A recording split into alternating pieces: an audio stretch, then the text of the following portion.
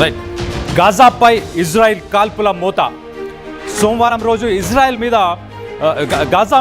గాజాకు సంబంధించి ఒక సముద్ర తీరంలో ఒక కెఫే ఉంది, బకా కెఫే అని చెప్పేసి. ఆ కెఫే మీద ఒక వార్షిప్స్ని పంపించి, అంటే హెలికాప్టర్స్ని పంపించారు, డ్రోన్స్ని పంపించి దాదాపు ఒక 72 మెంబర్స్ దాంట్లో చనిపోవడం జరిగింది. ఒక 120 మంది అలాగే గాయపడ్డారని కూడా మనకు తెలుస్తుంది. ఇది ఒక సివిలియన్ ఏరియా. మనం చూస్తే కనుక అసలు వార్ జరుగుతున్నప్పుడు ప్రోటోకాల్ ప్రకారం ఓన్లీ యుద్ధానికి సంబంధించిన స్థావరాల మీద కావచ్చు, ఎయిర్పోర్ట్స్ మీద, అంటే ఎయిర్ ఫోర్స్కి సంబంధించిన స్థావరాల మీద కావచ్చు, ఇలాంటి ప్లేసెస్లో మాత్రమే అటాక్ చేసేదానికి అగ్రిమెంట్స్ ఉంటాయి. యాజ్ పర్ యుఎన్ఓ కావచ్చు, నాటో కావచ్చు, వీటి పాలసీస్ ప్రకారం, ప్రోటోకాల్ ప్రకారం ఉంటుంది. కానీ ఈసారి ఇజ్రాయెల్ వీటన్నిటినీ గంగలో కలిపి గాజా మీద దాడి చేసింది. ఈ కెఫే ఒక పాపులర్ కెఫే, అంటే సాయంత్రం పూట అందరూ హ్యాపీగా అక్కడికి వచ్చి వాళ్ళు టీ కానీ లేకపోతే స్నాక్స్ కానీ ఇలాంటివన్నీ తీసుకునే ఒక పాపులర్ కెఫే మీద వీళ్ళు అటాక్ చేయడం జరిగింది. మనం విజువల్స్లో చూడొచ్చు. ఎయిర్ స్ట్రైక్స్ చేశారు. మొత్తం స్కై నిండా వాళ్ళకి సంబంధించి మిసైల్స్ కావచ్చు, డ్రోన్స్ కావచ్చు, ఇవన్నీ కూడా ఉన్నాయి. వీటన్నిటితోని చాలా పెద్ద అటాక్ చేశారు. అంటే ఇరాన్తో ఒక పక్కన వార్ అయిపోయింది, అంటే ఒక అమెరికా శాంక్షన్స్ పెట్టిన తర్వాత వార్ని హాల్ట్ చేసిన సందర్భంలో ఇంకేం జరగదు, ఇంకేం లేదు అనుకున్న మూమెంట్లో ఇప్పుడు ఇజ్రాయెల్ మళ్ళీ యాక్టివ్గా గాజా మీద దాడుల్ని మళ్ళీ ముందుకు తీసుకెళ్తుంది. దీనిపై చాలామంది సివిలియన్స్కి దీనివల్ల నష్టం జరిగింది. దీంట్లో చాలామంది మహిళలు ఉన్నారు, పిల్లలు ఉన్నారు, అండ్ దీంట్లో ముఖ్యంగా జర్నలిస్టులు కూడా ఉన్నారు. జర్నలిస్టులు కూడా చాలామంది చనిపోవడం జరిగిందని చెప్పి మనకు తెలుస్తుంది. దీనికి సంబంధించి మరిన్ని వివరాలు మన ప్రతినిధి మధుతో మాట్లాడి తెలుసుకునే ప్రయత్నం చేద్దాం.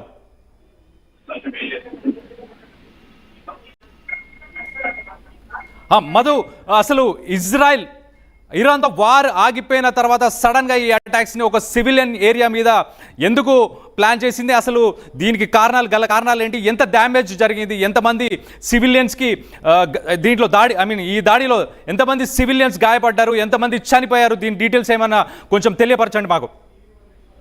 ఎగ్జాక్ట్, అంటే 1.5 year నుంచి దాదాపు ఇజ్రాయెల్ అనేటువంటిది గాజా పైన దాడులు చేస్తా పోతా ఉంది. దానికి ప్రధాన రీజన్ పాలస్తీనా, గాజా, ఈ 2 ప్రాంతాల నుంచి పెద్ద ఎత్తున ఉగ్రవాదులు ఇజ్రాయెల్ పైన దాడి చేసే ప్రయత్నం చేస్తా ఉన్నారు. ఏదో రకంగా డిస్టర్బ్ చేసే ప్రయత్నం చేయడం, అంటే ఆ ప్రాంతాల నుంచి ఇజ్రాయెల్ పైన అటాక్ చేసే ప్రయత్నం చేయడంతో ఇజ్రాయెల్ దాడి ప్రకటించింది. అటు పాలస్తీన్, తర్వాత at the same time Gaza, ఈ 2 ప్రాంతాల పైన తీవ్రమైనటువంటి దాడి చేస్తా పోతా ఉంది. ఒక రకంగా చెప్పాలంటే గాజా పైన ఇజ్రాయెల్ దాడి చేస్తున్నటువంటి సందర్భంలో గాజా అంతా కూడా ఒక శ్మశానంలా మారిపోయినటువంటి పరిస్థితి. భవనాలన్నీ శిథిలాలుగా మారిపోయాయి. ఇక్కడ ప్రజలు చనిపోయారు, తర్వాత శిబిరాలు ధ్వంసమయ్యాయి.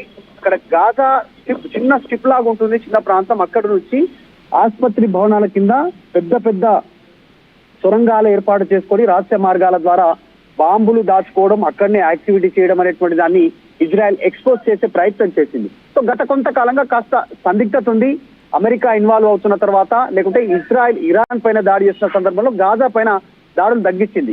ఇప్పుడు మళ్ళీ గాజా పైన అకస్మాత్తుగా ఒక్కసారిగా దాడులు చేయడంతో అక్కడ ఉన్నటువంటి కొంతమంది చిన్నపిల్లలు, మహిళలు చనిపోయినట్టుగా తెలుస్తా ఉంది. ఒక కెఫే పైన దాడి చేసినట్టుగా ధృవీకరించినటువంటి సిచ్యువేషన్ కనిపిస్తా ఉంది. మొత్తంగా గాజా సిటీలో పోర్ట్ వద్ద ఉన్నటువంటి ఆల్ బాకా కేఫ్ వద్ద పెద్ద ఎత్తున జనాలు గుమికూడారు. సో అక్కడ ఉన్నటువంటి ఒక ప్రత్యక్ష సాక్షి ప్రపంచానికి తెలియజేసే ప్రయత్నం చేశారు. అక్కడ ఉన్నటువంటి మీడియా ద్వారా మొత్తం 30 మంది చనిపోయినట్టుగా చెప్తా ఉన్నారు, చాలా మంది గాయపడ్డారు. రైట్ మధు, మనం చూసుకుంటే కనుక ఇది ఒక సివిలియన్ ఏరియా. అంటే వార్ జరుగుతున్నప్పుడు అసలు సివిలియన్ ఏరియా మీద అటాక్ చేయకూడదు, అదొక ప్రోటోకాల్ కదా.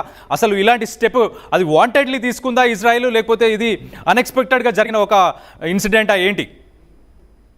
అంటే ఇజ్రాయెల్ పదే దాడి చేస్తూ పోతా ఉంది ఆ గాజా పైన. దానికి కొన్ని రీజన్స్ చెప్తా ఉంది. ఎంత దాడి చేసినా అక్కడ ఉన్నటువంటి యాక్టివిటీ, టెర్రరిస్ట్ యాక్టివిటీకి ప్రోత్సహించేలా కొంతమంది సహాయం చేస్తా ఉన్నారు. ఆ ప్రాంతాలను గుర్తించి దాడి చేస్తున్నాం అనేటువంటి ఇజ్రాయెల్ వెళ్తారు. కానీ అక్కడ ఉన్న స్థానిక ప్రజలు చెప్తా ఉంది ఏంటంటే, ప్రజలు గుమికూడున్నటువంటి ప్రాంతాలను టార్గెట్ చేసుకుంటూ ఇజ్రాయెల్ ఏదో రకంగా దాడి చేస్తూ పోతా ఉంది. ఈ రోజు చేసినటువంటి దాడిలో చనిపోవడానికి గల రీజనే అది. మొత్తం ఒక్కసారిగా రక్తసిక్తం అయిపోయింది. ఆ ప్రాంతం అంతా కూడా చాలా భయంకరంగా మారిపోయినటువంటి పరిస్థితి. ఇప్పటికే గాజాలోకి ఇతర ప్రాంతాల నుంచి WHO, వరల్డ్ హెల్త్ ఆర్గనైజేషన్ కానీ, తర్వాత ఐక్యరాజ్య సమితి ద్వారా కానీ అక్కడ ఉన్న వారికి సహాయం చేయడానికి, వైద్య సహాయం అందించడానికి, తర్వాత ఆహార సదుపాయాలు అందించడానికి ట్రక్కులు వెళ్తే ట్రక్కులు అక్కడికంటూ రీచ్ అయ్యేటువంటి సమయంలోనే మధ్యలోనే గాజా, పాలస్తీనాలో ఉన్నటువంటి వారు వాటిని ఖాళీ చేసి దోపిడీ చేసి తీసుకుపోతున్నటువంటి పరిస్థితి. అంటే అక్కడ అంత దయనీయమైన పరిస్థితి ఉంది. ఆహారానికి, తర్వాత ఇతర మౌలిక సదుపాయాలకు, ఆరోగ్యానికి, ఆరోగ్య పరిస్థితులు అంత పరిస్థితి ఉంది. సో ఇట్లాంటి సందర్భంలో గాజా పైన ఎందుకు ఇజ్రాయెల్ మరి దాడి చేయాల్సిన పరిస్థితి వచ్చింది అనేటువంటి చర్చ అయితే ఒకవైపు కొనసాగుతుంది. దీనికి ఎక్స్టెన్షన్ కంటే ముందు ఒక 2 days బ్యాక్ స్టెప్ తీసుకుంటే అమెరికా ఒక స్టేట్మెంట్ చేసింది. ఎట్లయితే ఆ ఇజ్రాయెల్, ఇరాన్ మధ్య ఉన్నటువంటి ఉద్రిక్తత తగ్గిందో, కాల్పుల విరమణ కొనసాగుతుందో, యుద్ధ వాతావరణం సమసిపోయిందో, అట్లాగే త్వరలోనే గాజా, ఇజ్రాయెల్ మధ్య ఈ కాల్పుల విరమణ ఒప్పందం కుదురుతుంది. ఇజ్రాయెల్ కూడా పదే పదే దాడి చేసే అవకాశం ఉండదు, శాంతి కోసం ప్రయత్నం చేయబోతా ఉన్నాం అనేటువంటిది ఈ అమెరికా స్టేట్మెంట్ తర్వాత ఈ రోజు ఇజ్రాయెల్ దాడి చేయడం పైన కాస్త చర్చ కొనసాగుతా ఉంది. సో మొత్తానికైతే ఎలాంటి హెచ్చరికలకు లేకుండానే ఇజ్రాయెల్ కి సంబంధించినటువంటి ఆర్మీ అలా దాడులు చేయడంతో అక్కడ చనిపోయినటువంటి వాతావరణానికి సంబంధించి అక్కడ ప్రత్యక్ష చెప్పే ప్రయత్నం చేస్తా ఉన్నాం. రైట్ మధు, ఇంకొక విషయం, దీని మీద నేటో కానీ, బ్రిటన్ కానీ, అమెరికా కానీ వీళ్ళు ఏదైనా స్టేట్మెంట్ రిలీజ్ చేశారా? అంటే ఈ సివిలియన్ ఏరియాస్ మీద అటాక్ చేయడం మీద వీళ్ళు ఏమన్నా దీన్ని ఖండించడం కానీ ఏమైనా జరిగిందా? ఇప్పటికే గతంలో చూసాం, గతంలో చేసినటువంటి దాడుల్లోనే చాలా మంది చనిపోయారు. దాదాపు 500 మందికి పైగా చనిపోయారనేటువంటి రిపోర్ట్స్ గతంలో వెలువడ్డాయి. ప్రస్తుతం ఐక్యరాజ్య సమితి చెప్తా ఉంది, ఇతర దేశాలు ఇన్వాల్వ్ అయ్యే పరిస్థితి చెప్తా ఉన్నారు. కానీ ఇజ్రాయెల్ ఎవరి మాటను కూడా బేఖాతరు చేస్తా ఉంది, ప్రతి ఒక్కరి మాటను కూడా బేకారు చేస్తా ఉన్నటువంటి పరిస్థితి ఉంది. బేఖాతరు చెవిన పడట్లేదు. దానికి రీజన్ కొన్ని అంశాలను ఇజ్రాయెల్ చెప్పే ప్రయత్నం చేస్తుంది. ఇందాక చెప్పుకున్నట్టు ఇజ్రాయెల్ వెర్షన్ ఏంటంటే గాజా, పాలస్తీన్ లో ఉన్నటువంటి వాళ్ళు ఇస్లామిక్ రాడిక్ సిద్ధాంతాలతో ఆ రకంగా వారిని కొంతమందిని ఉసిగొల్పే ప్రయత్నం చేస్తా ఉన్నారు. దాన్ని మేము నష్టపరుస్తా ఉన్నాం, దాడిని లేకుండా నిర్మూలిస్తున్నాం అనేటువంటి ఇజ్రాయెల్ వెర్షన్ గతంలో అనేక వేదికల ద్వారా చెప్పే ప్రయత్నం చేశారు. నెతన్యాహు కానీ, వారి విదేశాంగ శాఖ మంత్రి కానీ ఇలా. కానీ ప్రస్తుతం ఈ జరుగుతున్న దాడులపైన ఆందోళన ఉంది. చిన్న పిల్లలు, మహిళలు, వృద్ధులు చనిపోవడం పైన కాస్త నిజంగానే ఆందోళన వ్యక్తమవుతుంది ప్రపంచ వేదికల పైన. Right, thanks for the update Madhu. మనం చూస్తే గనక ఇజ్రాయెల్ ఏదైతే దాడులు చేస్తుందో ఇది ఒక సివిలియన్ ఏరియాస్ మీద చేస్తుంది. దీన్ని అందరం ఖండించాలి ఖచ్చితంగా. దీని మీద అమెరికా కూడా కొన్ని ఆంక్షలు తీసుకొచ్చి ఇజ్రాయెల్ ఇలాంటి దాడులను ఇక ముందు చేయకుండా ఉంటే బాగుంటుంది అనిపిస్తుంది. అంటే దాదాపు 72 అంటే 72 మందిని వీళ్ళు ఆ కెఫే దగ్గర ఉన్న వాళ్ళ మీద వీళ్ళు మిసైల్స్ పంపించి అటాక్ చేశారు, కొన్ని హెలికాప్టర్స్ని తీసుకెళ్ళి అటాక్ చేశారు, డ్రోన్స్ని కూడా తీసుకెళ్ళి అటాక్ చేశారు. సో ఇలాంటి అటాక్స్ని ఖచ్చితంగా అందరూ ఖండించాలి. సివిలియన్ ఏరియాస్ మీద ఇలాంటి అటాక్స్ జరగకుండా చూడాలి. అండ్ వార్ అనేది ఇరుపక్షాలకు ఎప్పటికైనా మంచి విషయం కాదు, ప్రాణ నష్టం అనేది అసలు మంచి విషయం కాదు. సో దీని మీద ఇంకా మరిన్ని అప్డేట్స్ కోసం మీరు చూస్తూనే ఉండండి RTV. Thanks for watching RTV.